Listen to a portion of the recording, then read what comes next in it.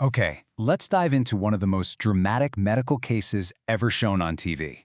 We're talking about a life-or-death surgery, not on a patient you can see, but on a tiny fetus still inside the womb. We are going to break down this wild episode from the show House M.D. And to help us separate the incredible science from the pure Hollywood fiction, we've got commentary from medical expert Dr. Jones. So it all kicks off with this terrifying mystery. You've got a pregnant photographer, she's on a shoot 1 minute, and the next, her body just completely betrays her. She collapses, and nobody can figure out why. And that leads to the unbelievable question you see right here. How could her own unborn baby possibly be a threat to her life? So she's showing all the classic signs of a stroke. She's even trying to mumble the fast test herself as it's happening. And here's a pretty startling fact that our expert points out. Pregnancy actually increases the risk of having a stroke. See, all those hormonal changes ramp up the body's ability to clot blood, which is great for preventing blood loss during childbirth, but that same protective mechanism can sometimes go haywire and create dangerous clots. Right, so the team confirms it's a stroke, but they know that's just the symptom, not the root cause. The real mystery, the one they have to solve before it's too late, is figuring out what's causing it. And just like that, the plot thickens. It's not just a stroke. Her kidneys are shutting down. We can see her creatinine level is dangerously high. Now, creatinine is basically a waste product in your blood, so this is a huge red flag that her kidneys aren't filtering things out like they should be. There's a much bigger systemic problem going on here. So where does the team even begin? Well, just like in a real hospital, they start by chasing down the most likely suspects for these kinds of symptoms in a pregnant patient. First up, the most logical guess, preeclampsia. It's a really dangerous pregnancy complication that's known for causing high blood pressure, protein in the urine, and, yep, sometimes strokes. Or they think it could be its even nastier cousin, HELLP syndrome. As Dr. Jones explains, this is basically a super severe form of preeclampsia that messes with your blood, liver, and platelets. In a real hospital, this would absolutely be the #1 concern for any doctor looking at this case. But come on, this is House M.D. The obvious answer is never the right one. Turns out her blood pressure is totally normal, so preeclampsia is off the table. That means it's time for a more obscure, and let's be honest, a much more interesting idea. So House does what House does. He digs into her past and comes up with a new theory. What if she had an untreated strep throat as a kid that led to rheumatic fever? It's a condition that can quietly cause damage to the heart valves and kidneys for years and years without anyone knowing. And this is a pretty brilliant chain of events he's proposing. You see the path here. The strep infection leads to rheumatic fever, which narrows a key valve in her heart.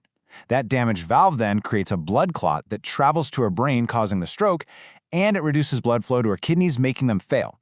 It's a really complex but kind of elegant theory. So the team goes for it. They perform a procedure to open up that heart valve with a tiny balloon. Her heart gets fixed, but it doesn't solve the real problem. Her kidneys are still failing, they're right back to square one, and their patient is only getting worse.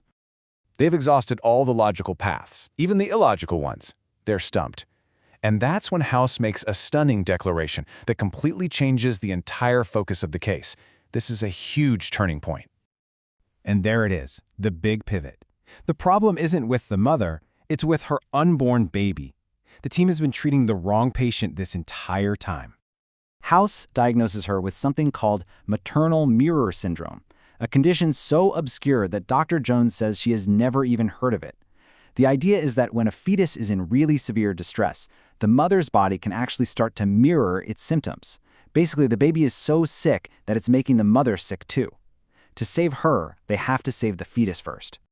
The challenge they're facing now is just almost unimaginable. They have to diagnose and treat a patient that weighs about 1 pound. A patient they can't see, can't touch, and can't ask, hey, where does it hurt? And this is where the solutions get pretty extreme.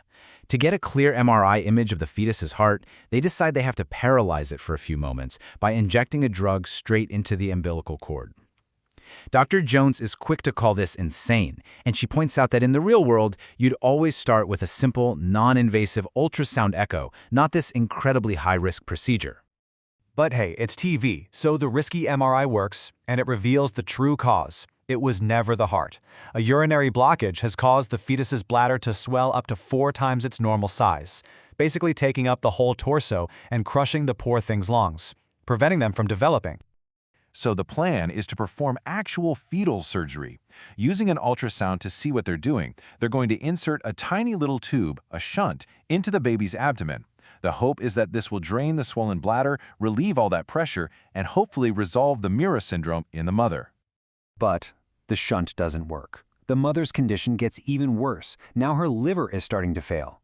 And this is the point where the show really veers from high-stakes medicine into what Dr. Jones calls a dangerous and flippant approach to a life-or-death situation.